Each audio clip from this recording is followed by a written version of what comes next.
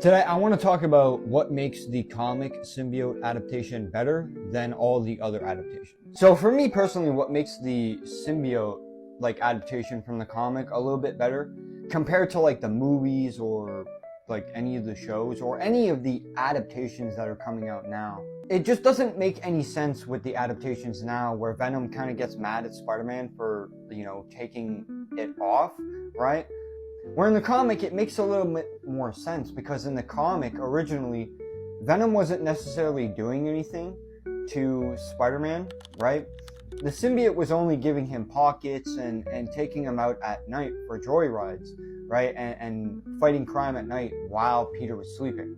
Where in the new adaptations, he's having behavioral changes, he's doing things that he wouldn't normally do, right? And the symbiote's making do all this horrendous thing, fighting more brutally, everything like that, right? So for me, it makes more sense that the symbiote would be more mad at Peter in the comic adaptation because the symbiote wasn't necessarily doing anything wrong, right? Yeah, I guess you could say the wrong thing that it was doing was, while Peter was sleeping was, taking him out at night and having him fight crime and not allowing his body to fully rest. But in my personal opinion, that's not as bad as what the current adaptation of the symbiote is doing. But it just makes more sense that Venom would have a grudge and hold a grudge against Spider-Man.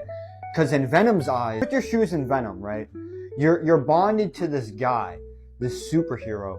You're making his life somewhat better. You're giving him pockets. You're kind of saving him time during the day fighting crime. And randomly one day he just takes you off because he finds out you're an alien. For me, in the current adaptations, it just doesn't make sense that when, Peter takes off the symbiote, Venom holds a grudge and is like, oh, you took me off, we made you better, blah, blah, blah, blah, blah.